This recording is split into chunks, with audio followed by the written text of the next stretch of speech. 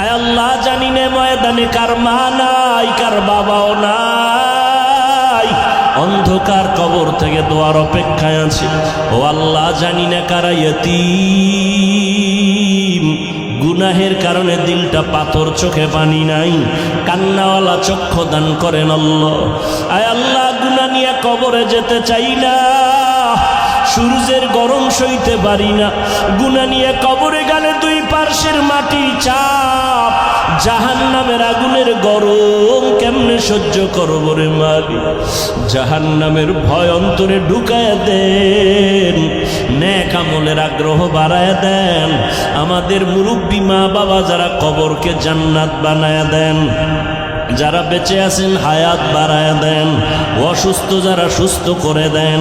আম্বিয়ায়ে কেরাম, সাহাবায়ে কেরাম, শুহাদায়ে কেরাম, আউলিয়ায়ে কেরাম, আসাতেজায়ে কেরাম সবার মাকাম জান্নাতে উঁচু বানায় দেন।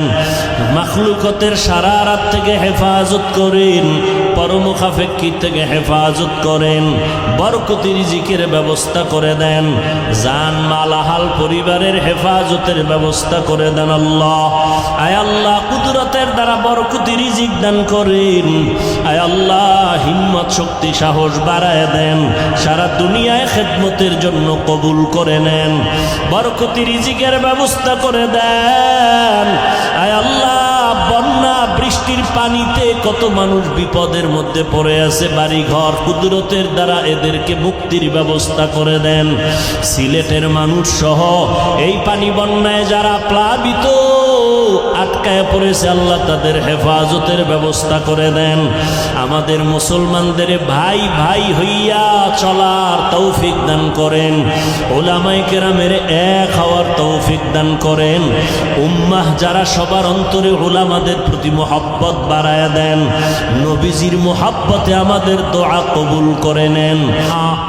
আলেম না আলেমের মা, হাফেজে কোরআনের মা, সাহাবায়ে কেরামদের মা, আম্মা জানদের এত সম্মান আল্লাহ দান করেছেন, জমিনে আর এত দামি সম্পদ আর নাই।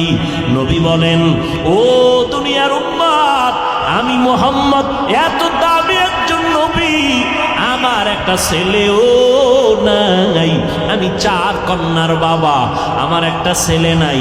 মক্কার কাফের মুশরিকেরা ওরে আর কয় মুহাম্মদ মইরা গেলে ওর বংশ রক্ষা করার কেউ প্রশংসা করার থাকবে না, কারণ ওর ছেলে নাই।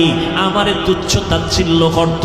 আল্লাহ আমারে সান্ত্বনা দিয়া কয়, ইন্না আ'তাইনাকাল কাউসার, ও নবী আমি আপনাকে কাউসার দিলাম, এই কাউসারের দ্বারা আপনি চলিয়া গেল জমিনে আপনার সম্মান ঠিক থাকবে, পরকালেও থাকবে।